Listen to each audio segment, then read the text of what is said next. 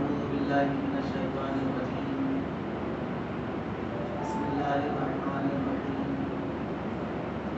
الحمد لله رب العالمين خالق الخلائق أجمعين فاطر السماوات والأرضين ثم الصلاة والسلام على أشرف الأنبياء والأفضل المرسلين سيد الأولين والآخرين أبي القاسم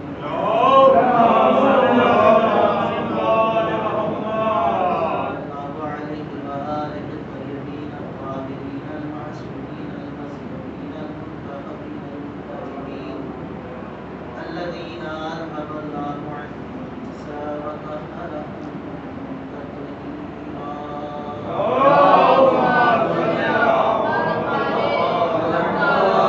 الدائمة الباقية على أعدائهم وقاتلهم وحاسبهم وطاهرهم وناقرهم وتحرك شريعتهم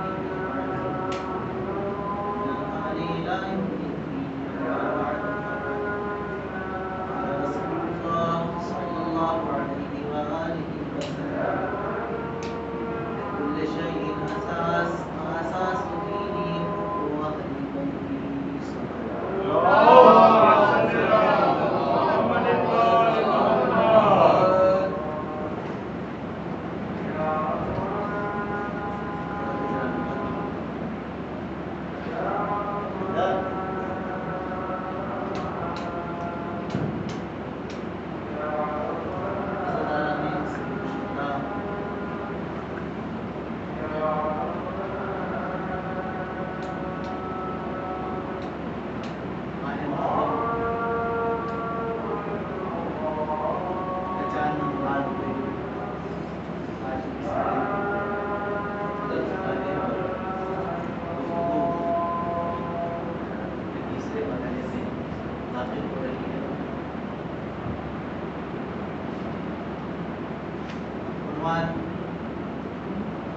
پیغمبر اکرم حضرت محمد مصطفیٰ صلی اللہ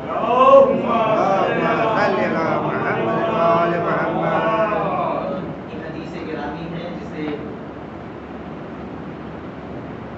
علماء اہل تشیع کے ساتھ ساتھ علماء اہل تسنن نے بھی اپنی کتابوں میں جگہ دی ہے، جس میں ایک بہت ہی آسان حوالہ آپ کے سامنے نازل کر رہا ہوں۔ مناقب مرتضوی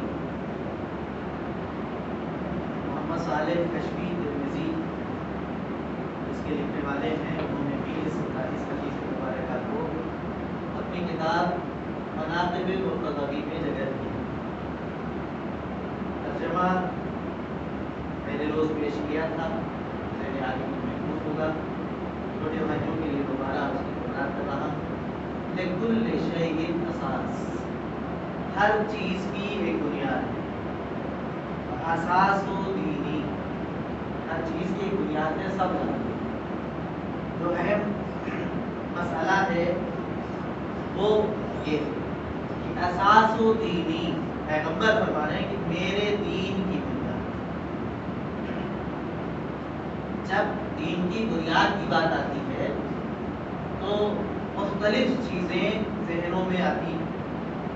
کوئی کہتا ہے کہ نماز دین کی بنیاد ہے، کوئی کہتا ہے روزہ، کوئی کہتا ہے حج، کوئی کہتا ہے کلمہ، کوئی کہتا ہے ایمان باللہ۔ یقیناً یہ ساری چیزیں بنیادیں ہیں، مگر اصل بنیاد جو پیغمبر کی نظر میں ہے وہ کیا ہے؟ اساس و دینی حب و اہل بیتی، میرے دین کی اساس میرے اہل بیت کی محبت ہے۔ اہل بیتی کہا ہے، اہل بیت نہیں کہا ہے۔ اہل بیت اگر کہہ کے خاموش ہوتے تو نسبت ہر مکتب فکر کا آدمی اپنے اعتبار سے اس میں لگا لیتا، لیکن پیغمبر کا کلام ہے، اس میں کسی طرح کے قیل و قال کی گنجائش نہیں ہے۔ جس طرح سے پیغمبر اپنی ذات میں مکمل ہے، ویسے ہی اپنے کلام میں بھی مکمل ہے. بات جب بھی کی ہے پیغمبر نے مکمل کی ہے. اب یہ ایک الگ بات ہے کہ ہم اپنے اپنے ذہنوں کے اعتبار سے پیغمبر اسلام کے جملوں کی تشریح و تعبیر و تفسیر کر لیں. لیکن یہ جملہ ایسا ہے کہ اس میں چاہ کر بھی ہم کوئی اپنی مرضی کی تعبیر نہیں کر سکتے. اساس و دینی، میرے دین کی اساس حب و اہل بیتی، میرے اہل بیت کی محبت. جب دین کی اساس اہل بیت ہے، اہل بیت کی محبت ہے، تو جہاں دین وہی ہوگا جہاں اہل بیت کی محبت ہے. اور جہاں اہل بیت کی محبت والا دین ہوگا وہاں دین میں تفرقہ نہیں ہوگا، وہاں دین میں اختلاف نہیں ہوگا. وہ چاہے میثم کا دین ہو، چاہے زاہد کا دین ہو، چاہے جعفر کا دین ہو، چاہے معصوم رضا کا دین ہو، سب کا دین ایک جیسا ہوگا. کیوں؟ اس لیے کہ سب کے دین کی اساس حب اہل بیت ہے. صلوات پڑھیں. اب کوئی یہ کہے کہ ہم اہل بیت کو چاہتے ہیں مگر ہمارا عقیدہ یہ ہے، دوسرا کھڑا ہو کہ ہم بھی اہل بیت کو چاہتے ہیں مگر ہمارا عقیدہ تمہارے عقیدے سے مختلف ہے. کہ آج کی گفتگو جو مجھے کرنی ہے میں اس کے لیے ذہن سازی کر رہا ہوں. ہمارے معاشرے میں جو کچھ بھی چل رہا ہے وہ یہ کہ یہ تمہاری انجمن، یہ ہماری انجمن، یہ تمہاری مجلس، یہ ہماری مجلس، وہ تمہارا ذاکر، یہ ہمارا ذاکر. اچھا یہ کرنے والے بھی جب مجلس میں آتے ہیں تو فرض کیجئے معصوم رضا کو کچھ آتا نہیں ہوتا، لیکن فرض کر لیجئے کہ ایک مجلس پڑھی انہوں نے، فرض محال ہی صحیح، معصوم رضا نے ایک مجلس پڑھی، ایک مجمع سامنے تھا، اس نے داد بھی دی، واہ بھی کی، خوب تعریف کی، اور جو کچھ بھی کنٹینٹس معصوم رضا نے بیان کیے تھے وہ بیان ہوئے اور لوگوں کو پسند آئے اور معصوم رضا پڑھ کر چلے گئے. دوسرے دن کوئی دوسرا خطیب آیا، کوئی دوسرا ذاکر، معصوم رضا سے زیادہ عالم، زیادہ نظر رکھنے والا، اس نے بھی پڑھا. لیکن پڑھا کیا؟ وہ سب پڑھا جو معصوم رضا نے ایک دن پہلے پڑھا تھا اس کی رد تھی. معصوم رضا نے جو ایک دن پہلے پڑھا تھا، ایک دن بعد کے ذاکر نے جو کچھ بھی پڑھا وہ پہلے دن کی مجلس میں جو بیان ہوا تھا اس کی رد میں پڑھا تھا. لیکن مجمع کی تعریف ہے، کمال ہے مجمع. جب معصوم رضا نے پڑھا تب بھی واہ واہ، اور جب معصوم رضا کی رد میں پڑھا گیا مجمع ایک، سننے والا ایک، تب بھی واہ واہ. یہ کمال ہے ہمارے مجمع کا، یہ فکر کی بلندی ہے، یہ وسعت نظر ہے، یہ وسعت نظر ہے. عزیزان گرامی، یہ ہمارا ذاکر، وہ تمہارا ذاکر، یہ ہمارا مجمع، وہ تمہارا مجمع، یہ ہماری انجمن، وہ تمہاری انجمن، یہ ہمارا شاعر، وہ تمہارا شاعر. کہیں بھی اتحاد کی صورت نظر نہیں آ رہی ہے. اور اتحاد، اختلاف بھی ان کے نام پر ہے، اختلاف بھی ان کے نام پر ہے جو 14 ہونے کے بعد متحد ہیں، جو 14 ہونے کے بعد متحد ہیں، جن کے لیے دشمن گواہی دے رہا ہے کہ جو پہلے کا کردار ہے وہی اوسط کا کردار ہے، جو اوسط کا کردار ہے وہی آخر کا کردار ہے. مگر ہمارے یہاں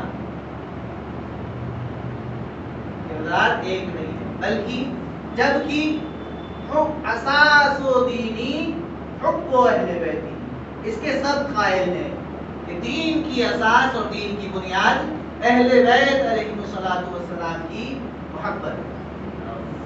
اور محمد وآل محمد صلوات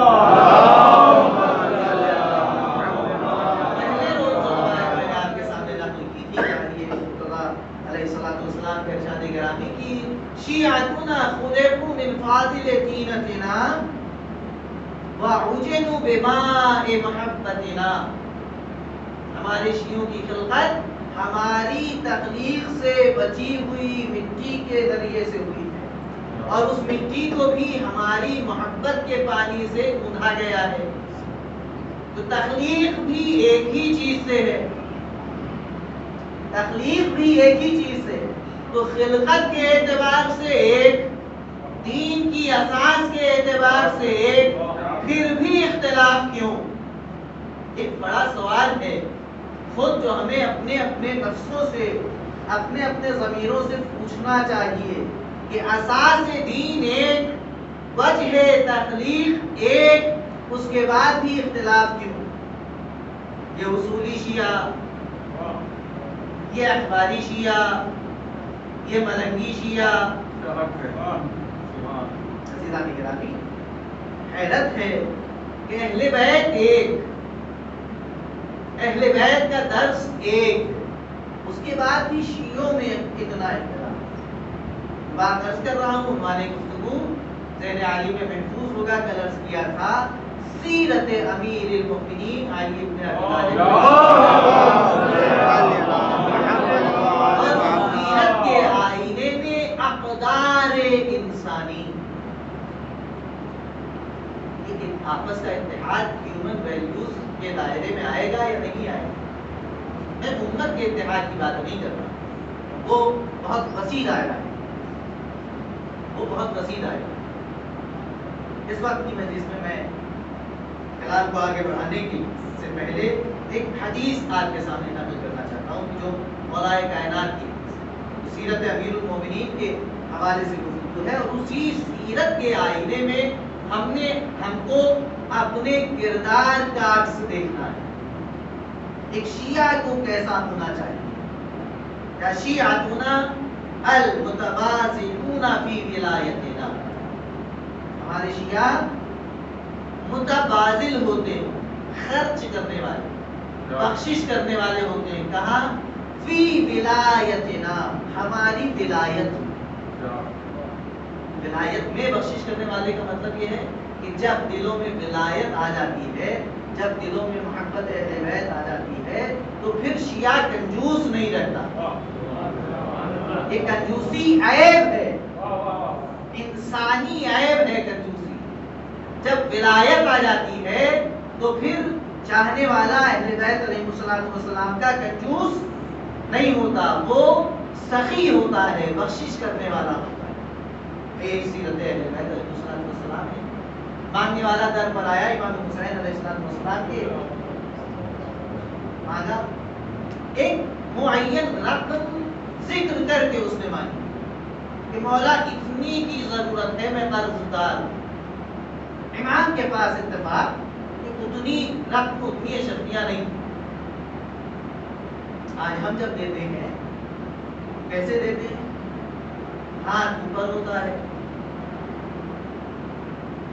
چہرے پر ایک فخر ہوتا ہے کہ ہم دینے والے ہیں، ایک غرور سا نفس میں پیدا ہو رہا ہوتا ہے کہ دیکھو ہمارے سامنے ہاتھ پھیلائے، میں اس کی حاجت کو پورا کر رہا ہوں. لیکن خود امام حسین کی سیرت کیا ہے؟ کیسے دیتے ہیں؟ جب اس نے مانگی معین مقدار اور امام کے پاس اتنی شرطیاں نہیں ہیں، تو امام نے دیا، اس کو جتنا امام کے پاس تھا اتنا دیا. لیکن کیسے دیا؟ دروازے کے پیچھے سے چھپ کر، ہاتھ نکال کر اس کو اتنا دیا، اور کہا کہ مجھے شرم آ رہی ہے کہ میں تیرے سامنے نہیں آ رہا. اس کی وجہ یہ ہے کہ جتنا تو نے سوال کیا ہے اتنا اس وقت میرے ہاتھ میں نہیں. وہ متبادلون فی ولایتنا، شیعوں کی ایک پہچان یہ. دوسری پہچان کیا ہے؟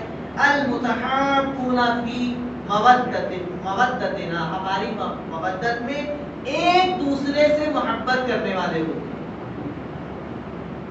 بہت معمولی سی صفت شیعوں کی ہے، معمولی سی، لیکن اپنے معاشرے میں ہم خود غور کریں کہ کیا ہمارے معاشرے میں شیعوں کی یہ صفت نظر آتی ہے یا نہیں. ایک دوسرے سے محبت کرنا پہلی تو بڑی مشکل ہے.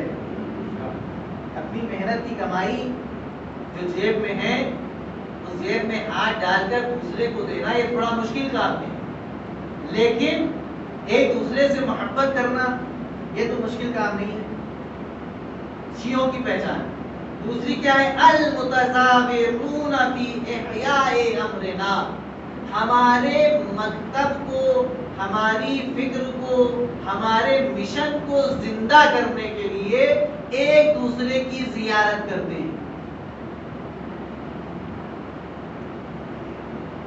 حیرت نہیں ہوئی جملے میں؟ ہمارے مشن کو زندہ کرنے کے لیے ایک دوسرے کی زیارت کرتے ہیں۔ میں چلا گیا اور بھائی سے ملنے کے لیے، اس سے اہل بیت کا کون سا عمل زندہ ہوا؟ اہل بیت کے مکتب کی کون سی ترویج ہوئی؟ لیکن امام فرما رہے ہیں کہ المتزاورون فی احیاء امرنا، ہمارے امر کو زندہ کرنے کے لیے ایک دوسرے کی زیارت کرتے ہیں۔ پھر غور کیجیے شیعوں کی صفات میں، آج کل کے ہمارے معاشرے میں جب ہم کسی سے زیارت کا مطلب ہے ملاقات، جب ہم ملاقات کرنے جاتے ہیں کسی سے تو کتنی حدیث امام کی ذکر کرتے ہیں، کتنا ذکر اہل بیت علیہ الصلوۃ والسلام کا کرتے ہیں، ذکر کرتے ہیں، مگر کون سا ذکر کرتے ہیں؟ وہ ذکر کرتے ہیں جسے قرآن نے مرے ہوئے بھائی کا گوشت کھانے کے مترادف قرار دیا ہے۔ سبحان اللہ سبحان اللہ۔ اس سے اہل بیت کا امر زندہ نہیں ہوتا۔ اہل بیت کا امر کب زندہ ہوگا؟ جب ایک دوسرے سے ملیں تو اہل بیت کی سیرت پر ڈسکشن ہو، اہل بیت کی زندگی کو محور کلام بنائیں، اس وقت اہل بیت علیہ الصلوۃ والسلام کا امر زندہ ہوگا۔ کیوں؟ سیرت پہنچے گی، سیرت ایک دوسرے کے ذریعے سے دوسروں تک پہنچے گی۔ الذین ان غضبوا لم یظلموا،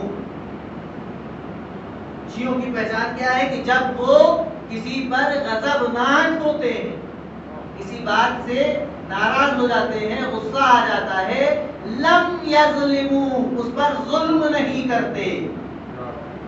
شیعوں کی ایک پہچان امام کے کلام میں کیا ہے کہ شیعہ ظالم نہیں ہوتا۔ آگے فرما رہے ہیں امام کہ ان رضوا لم یصرفوا، یہ بھی ہے۔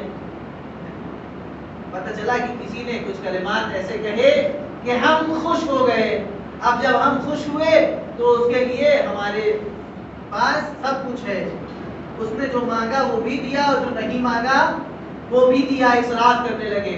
ایک روٹی کی ضرورت تھی جس سے ہم راضی ہیں، اس سے ایک روٹی کی ضرورت تھی، اسے 4 پیک کر کے دے دی کہ لے جائیے۔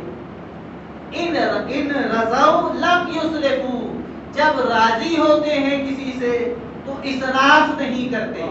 شیعوں کی پہچان کہ شیعہ اسراف نہیں کرتا۔ برکت علی من جاوروا، اپنے پڑوسیوں کے لیے باعث برکت ہوتے ہیں۔ اور آخری سلم لمن خالطوا، جو لوگ آپس میں جو اٹھتے بیٹھتے ہیں، جن کے ساتھ اپنے دوستوں کے ساتھ، ان کے ساتھ کیا ہوتے ہیں؟ صلہ رحمی کرتے ہیں، مہربان۔ یہ ہے شیعوں کی پہچان۔ اب یہ جب شیعوں کی پہچان ہے تو جب اتنا کچھ ہو، جب آپس میں ملے تو اہل بیت علیہ الصلوۃ والسلام کا تذکرہ کریں، جب آپس میں ملے تو ایک دوسرے کی محبت میں اضافہ ہو، جب آپس میں ملے تو ایک دوسرے کی خبرگیری کرنے والے ہوں، تو جہاں یہ سب ہے وہاں کیا اس بات کا امکان ہے کہ یہ تمہاری انجمن، وہ تمہارا ذاکر، یہ ان کی مجلس؟ جب محبت ہے دل میں تو یہ تمہارا اور ہمارا نہیں، ہم سب کا۔ وہاں جو فکر کار فرما ہوگی وہ ہوگی ہم سب کا۔ یہ ہے سیرت امیر المومنین۔ سیرت کا مطلب یہ نہیں ہے کہ امیر المومنین نے جو کیا نہیں، جو کہا وہ بھی سیرت امیر المومنین ہے۔ اس کے آئینے میں ہمیں یہ دیکھنا ہے کہ شیعہ کیسے ہوتے ہیں، محبت اہل بیت اپنے دل میں رکھنے والے کیسے ہوتے ہیں۔ عزیزان محترم، پہلی گفتگو یہاں تک پہنچی تھی کہ امیر المومنین علی بن ابی طالب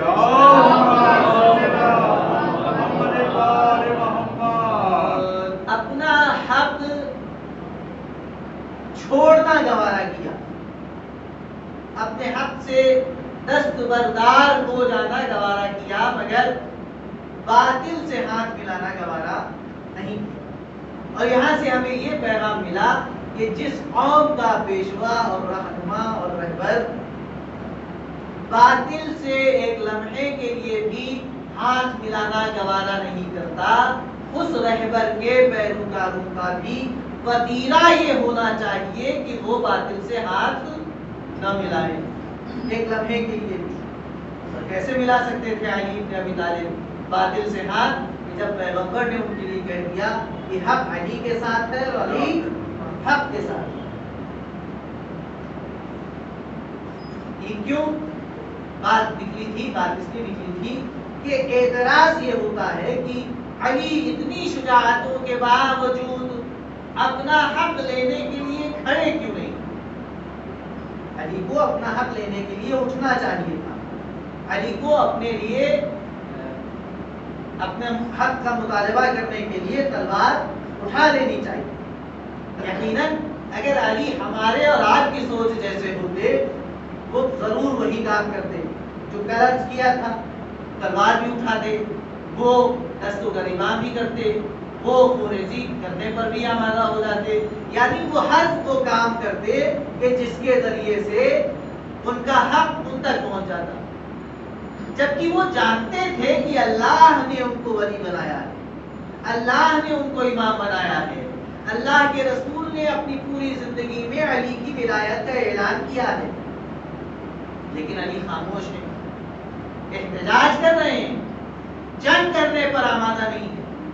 اور خود علی مرتضیٰ علیہ السلام کے کلام میں مولا کائنات نے اس کی وجہ بتائی ہے کہ علی نے ایسا کیوں نہیں کیا، علی نے ایسا کیوں نہیں کیا، تلوار کیوں نہیں اٹھائی۔ علی ایک وجہ جو تاریخ سے ملتی ہے، خود مولا کائنات نے بھی اس کا بیان اپنے خطبوں میں کیا ہے کہ میرے پاس ناصروں کی کمی، اس لیے میں نے اپنا حق حاصل کرنے کے لیے قیام نہیں کیا۔ تو عزیزان گرامی، جو خیبر کا فاتح ہو،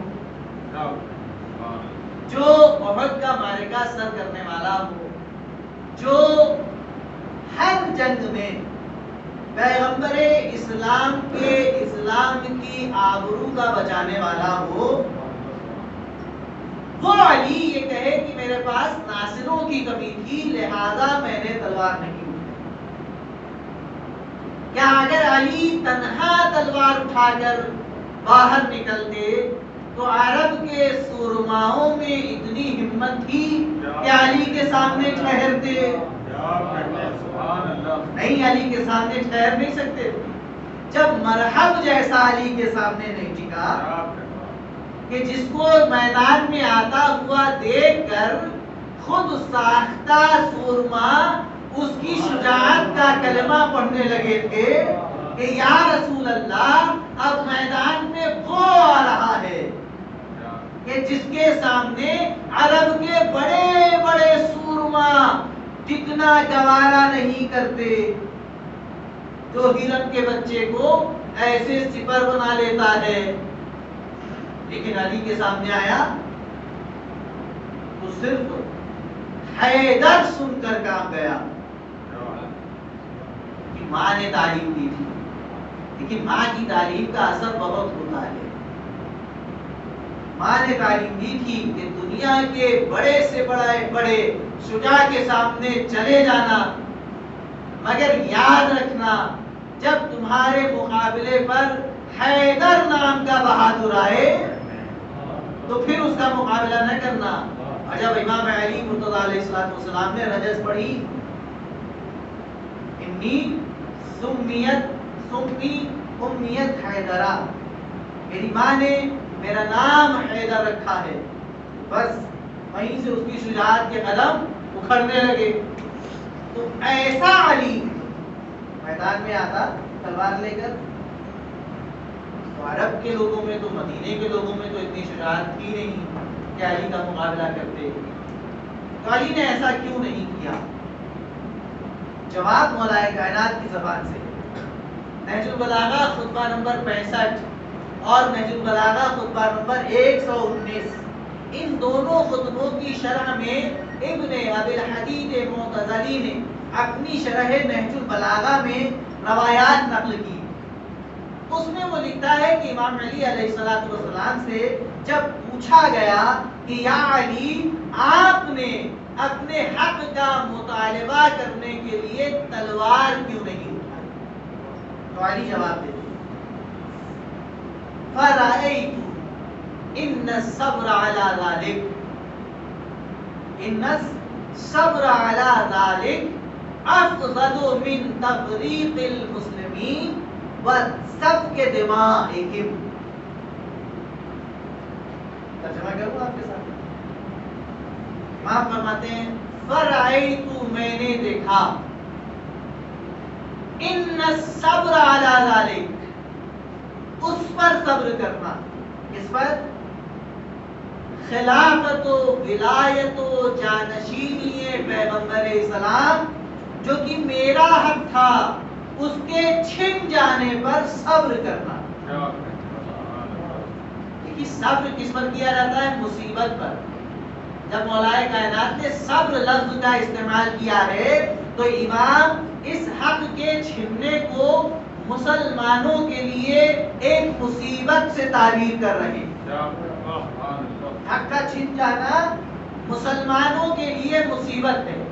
جو علی کا حق تھا وہ چھینا گیا. ان الصبر علی ذلک، اس مصیبت پر، اس حق کے چھن جانے پر صبر کرنا افضل من تفریق المسلمین، میرے لیے مسلمانوں میں تفرقے سے زیادہ افضل تھا. مسلمانوں میں تفرقے سے زیادہ افضل تھا. وَسَفْكِ دِمَائِهِمْ، اور مسلمانوں کے درمیان خون ریزی کرنے سے زیادہ افضل یہ تھا کہ میں اپنے حق کے چھن جانے پر صبر کروں.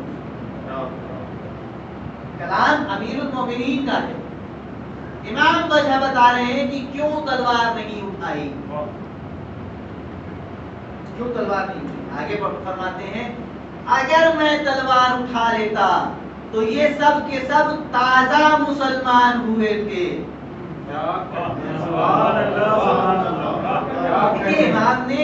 امام نے ایک وجہ بتائی، لیکن امام وہ ہے کہ جس کا کلام دنیا کے تمام کلاموں کا امام ہے. امام کا کلام دنیا کے تمام کلاموں کا امام ہے. امام نے تو جملہ یہ صرف اتنا سا دیا کہ اگر میں تلوار اٹھاتا تو یہ تازہ مسلمان، یہ تازہ مسلمان، بات پہنچا نہیں پا رہا ہوں میں، یہ تازہ مسلمان کہنے والا کون ہے؟ علی ابن ابی طالب. کس کے لیے کہہ رہے ہیں؟ مسلمانوں کے لیے. یہ تازہ مسلمان وہ گروہ جو ابھی ابھی تازہ مسلمان ہوا ہے. مولا کائنات نے مسلمانوں کے سامنے ان کے اسلام کی ایک تصویر کھینچی ہے کہ تم گفتگو اس سے کر رہے ہو جو تازہ مسلمان نہیں ہے، جس کے مقابلے میں تم تازے مسلمان ہو. تازے مسلمان جو ابھی ابھی دائرۂ اسلام میں آئے ہیں، جن کا دین کمزور ہے. اگر میں تلوار اٹھا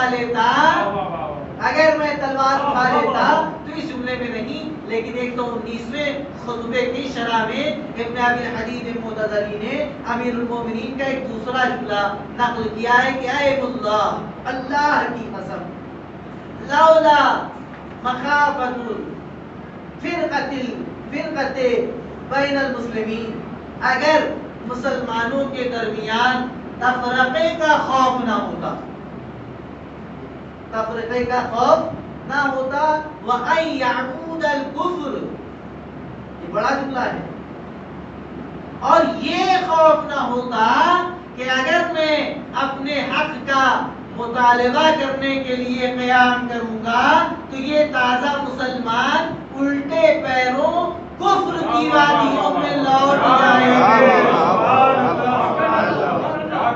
کفر کی وادیوں میں لوٹ جائیں گے اور ان کا دین برباد ہو جائے گا، تو میں تلوار اٹھا لیتا۔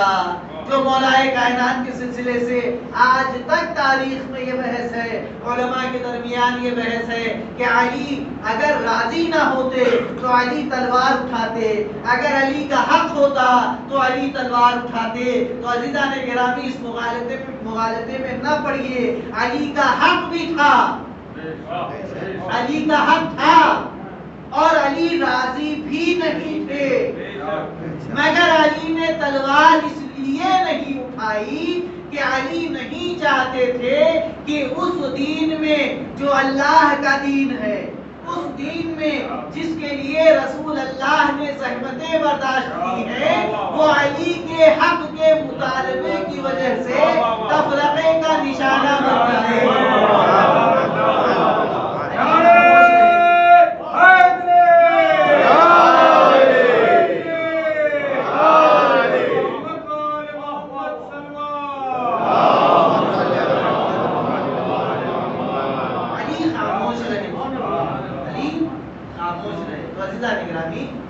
سیرت علی بن ابی طالب۔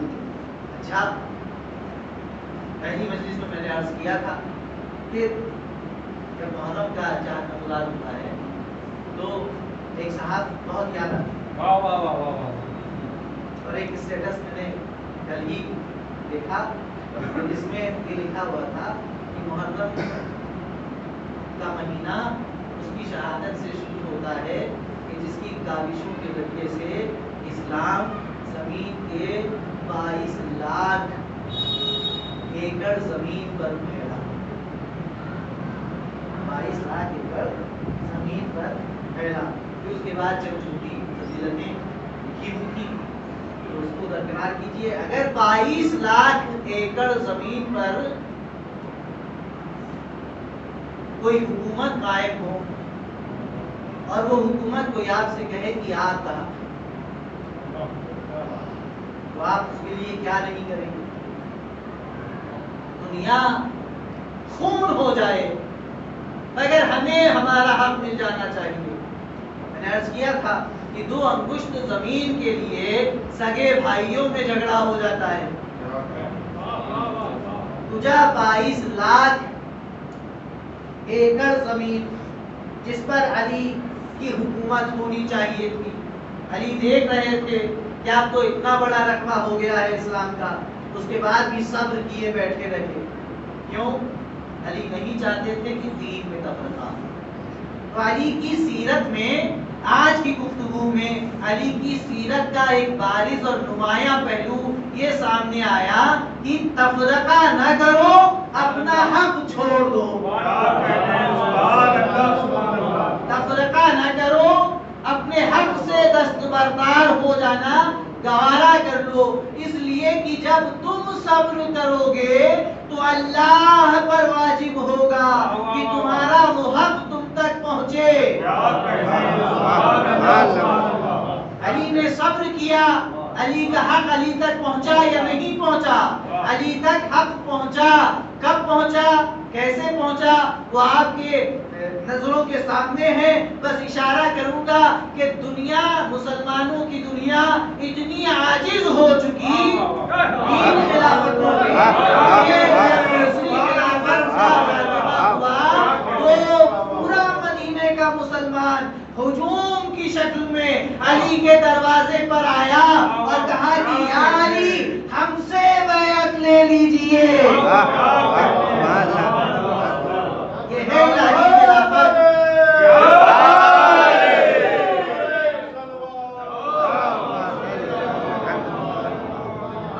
ہم سے بیعت لے لیجئے، ہم سے بیعت لے لیجئے۔ خود بیعت کا مطالبہ نہیں کیا امام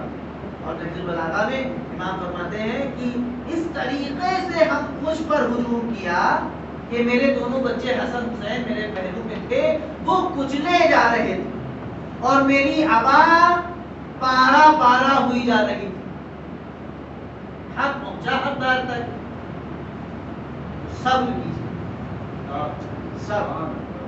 علی کے نام پر اگر علی کے چاہنے والے ہیں تو علی کے نام پر تفرقہ نہ کریں۔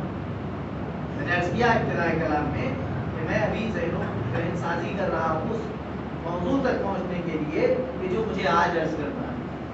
اب اگر علی کے نام پر انجمن ہو اور اس میں یہ ہو کہ انجمن ہماری اور وہ تمہاری، نام حسین پر مجلس ہو اور اس میں یہ ہو کہ یہ مجلس ہماری اور وہ تمہاری، ذاکر یہ ہمارا وہ تمہارا، اس کا مطلب یہ ہے کہ سیرت امیر المومنین علی ابن ابی طالب کا ادراج اب تک ہم نے نہیں کیا۔ نام حسین پر اختلاف، اتنی حیرت کی بات۔ وہ انجمن بڑھ رہی، لہذا اس انجمن کا کوئی ممبر نہیں جائے گا، بیٹھے ہیں سب مجلس میں، لیکن ایک انجمن نے اگر پہلے ماتم بول دیا تو پھر دوسری انجمن کے ممبران کر باہر چلے جائیں گے، وہ ماتم نہیں کریں گے۔ عزائے امام حسین کرنا ہے یا اپنا نام کرنا ہے؟ امام حسین علیہ السلام کی عزاداری اتحاد کا مرکز ہے۔ ہر فکر کے، ہر مکتب کے لوگ امام حسین علیہ السلام کے لشکر میں شامل ہوئے اور دور دراز سے آ کر کہیں سعید، کہیں زبیر، راستے میں امام کا قافلہ جا رہا ہے اور ساتھ ساتھ دور کہیں دوسرا قافلہ جا رہا ہے۔ جیسے ہی امام کا قافلہ رکتا ہے وہ قافلہ بھی روک دیا جاتا ہے۔ پوچھنے والے نے پوچھا یہ کیوں کرتے ہو، آگے بڑھ چلو، کہا نہیں، فرزند رسول کے آگے نہیں جاتا۔ مسلک میں اسلام کا نہیں، اسلام والا نہیں، لیکن فرزند رسول کا احترام دینے میں کہتا ہے مجھے معلوم ہے کہ فرزند رسول کربلا کی طرف جا رہے ہیں، اگر اس وقت ان سے سامنا ہو گیا اور کوئی مطالبہ کیا انہوں نے تمہیں کیا جواب؟ میرا واقعہ آپ کے سامنے ہے کہ امام نے اپنی طرف سے پیغام پر بھیجا، پیغام سنتے ہی امام کا منقلب ہوا اور امام کے لشکر میں شامل ہوا۔ کچھ اس طرح سے امام کے لشکر میں شامل ہوئے، کچھ وہ تھے جو دیباچہ کربلا کی عنوان سے امام نے خط دے کر ان کو کوفے بھیجا، اور جب کوفے کے قریب سے امام کا گزر ہو رہا تھا تو اس وقت امام نے کوفے کی طرف سے آتے ہوئے دو سواروں کو دیکھا، قافلہ رکوایا، ان سواروں کو اپنے پاس بلوایا اور کہا کہاں سے آ رہے ہو، پوچھا، انہوں نے جواب دیا کہ ہم کوفے سے، آپ کوفے کے حالات بیان کرو، مولا تنہائی میں چلیں تو بیان کریں، پاس میں عباس ہیں، علی اکبر ہیں، اصحاب ہیں، امام نے کہا ہے کہ ان کے سامنے بیان کر سکتے۔ تو آنے والوں نے بیان کیا کہ مولا جب ہم کوفے سے چلے تھے تو آپ کے طرف سے خط لے کر جانے والے مسلم کی لاش ان کے پیروں میں رسی باندھ کر انہیں کوفے کی گلیوں میں کھینچا تھا۔ ایک یہ مسلم تھے جنہیں امام نے اپنا پیغامبر بنا کر خط دے کر کوفے بھیجا، اور ایک وہ امام کے صحابیوں میں تھا کہ جسے خود امام نے زینب، اور ایک وہ امام کے صحابیوں میں تھا کہ جسے خود امام نے زینب کے بیٹے خط لکھ کر بلوایا۔ مراد کیا ہے کہ آپ کی اٹھتی ہوئی بلند ہوتی ہوئی آوازیں بیان کر رہی ہیں کہ آپ کو حبیب ابن مظاہر کا نام یاد ہے۔ کربلا پہنچ گئے امام اور لشکر پر لشکر آتے رہے، گھوڑوں کی ٹاپوں کی آواز، تلواروں کی جھنکاروں کی آواز زینب کبریٰ کے کانوں تک پہنچتی رہی۔ تو ایک مرتبہ تڑپ کر اپنے بھائی سے پوچھتا یہ بھیا جب سے زمین کربلا پر آئے ہیں تب سے دشمن کی فوج میں اضافہ ہو رہا ہے کہ آپ کا کوئی ناصر و مددگار نہیں. آپ نے خط لکھا, خط کوفے پہنچا. روایت کی فکرے یہ ہے کہ خط اس وقت قاصد لے کر در حبیب پر پہنچا جب دسترخوان بچھا ہوا تھا اور حبیب اپنی زوجہ کے ساتھ کھانا تناول فرمانے جا رہے تھے. تب الباب ہوا, حبیب دسترخوان سے اٹھے, قاصد سے خط لیا, خط کو دیکھا, پڑھا, پہچان گئے بچپن کے دوست حسین ابن علی کا خط. آنکھوں سے لگایا, سر پر رکھا, موڑ کر دسترخوان پہ جا کے بیٹھ گئے. زوجہ نے پوچھا کس کا خط تھا؟ فرمایا حسین ابن علی کا. کہا کیا لکھا ہے؟ کہا لکھا ہے میرے بچپن کے دوست حبیب حسین ابن علی نرغے آدھا میں گھرا ہوا ہے, اگر ممکن ہو تو مدد کے لیے پہنچو. یہ حبیب کیا سوچا ہے؟ کہا سوچنا کیا ہے, کوفے کے حالات خراب ہیں, باہر نکلنا ممکن نہیں ہے. بس مومنہ کو غیظ آیا, آواز دیے حبیب کیا ہو گیا ہے؟ زہرا کا لال تمہیں مدد کے لیے پکار رہا ہے اور تم کہہ رہے ہو کہ کوفے کے حالات خراب ہیں. اے حبیب یہ میری رضا تم لو, اپنی تلوار مجھے دو, میں فرزند رسول کی نیابت کے لیے, میں فرزند رسول کی نصرت کے لیے جاؤں گی. بس آنکھوں سے آنسو جاری ہوئے, آواز دیے مومنہ میں تیرا امتحان لے رہا تھا, بھلا یہ ممکن ہے چاہنے والا تو حسین ابن علی مدد کے لیے پکارے اور حبیب گھر میں بیٹھا رہے. اپنے غلام کو آواز دی, کہا کہ میری سواری کو آراستہ کرو اور کوفے میں فلاں مقام پر مجھ سے ملو. روایت کی فکرے ہیں, عجیب و غریب فکرے ہیں, سن سکیں گے عزاداران امام مظلوم کربلا. غلام سواری کو آراستہ کر کے اس معینہ مقام پر پہنچا. روایت کہتی ہے کہ حبیب کو وہاں تک پہنچنے میں تھوڑی تاخیر ہوئی.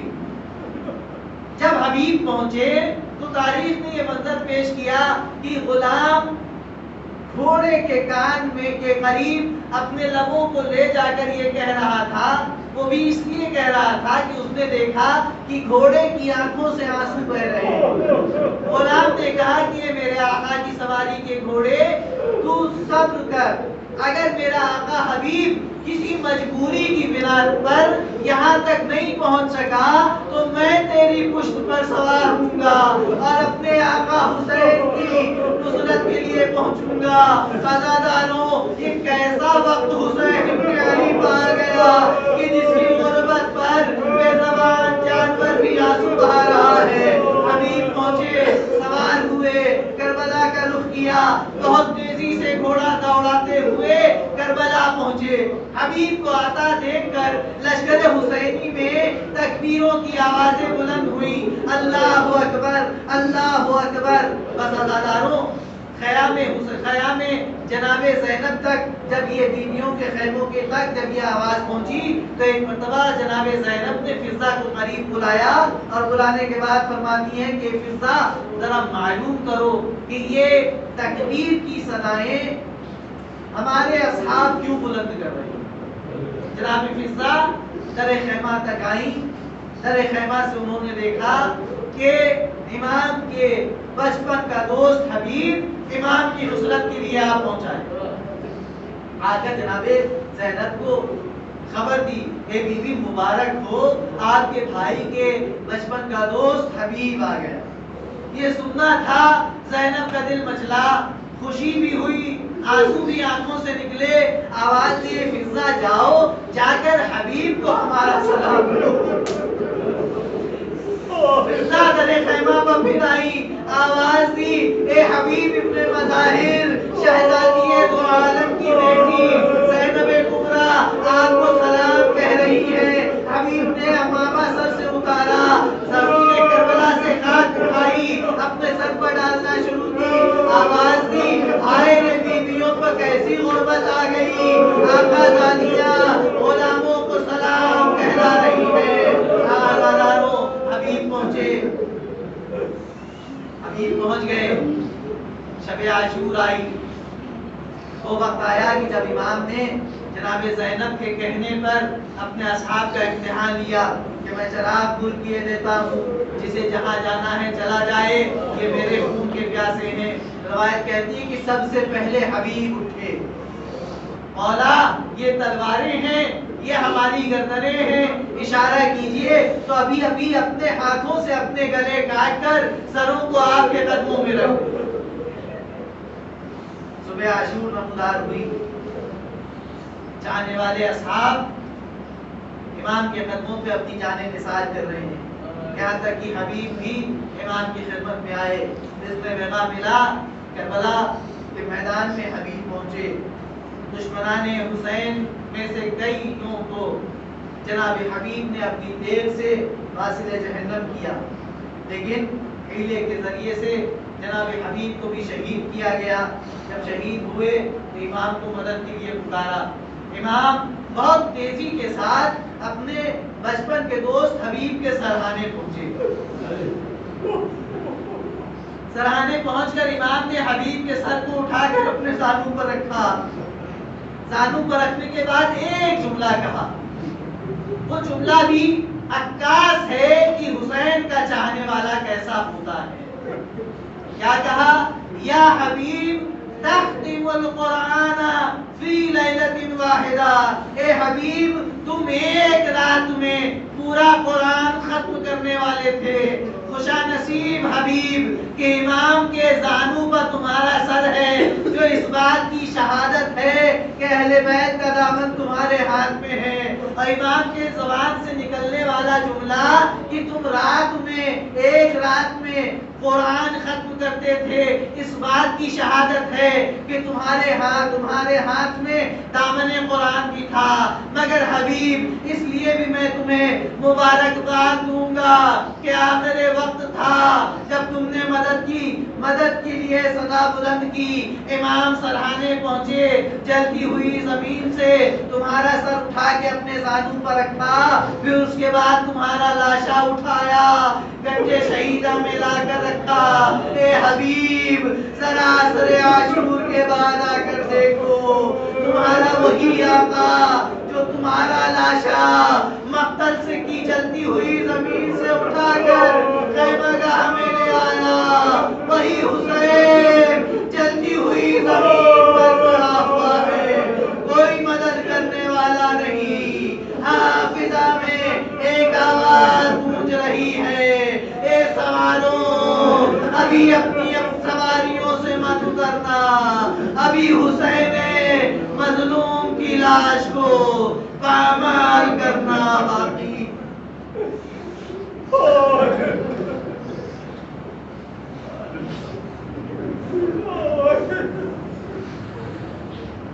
سیاد الذین حسدهم وإياكم قریبین قریبون، انا للہ وإنا الیہ راجعون، لعنۃ اللہ علی القوم الظالمین۔ الہی بحق زہرا وابیہا وبعدہا وبنیہا تقبل منا انک انت السمیع العلیم۔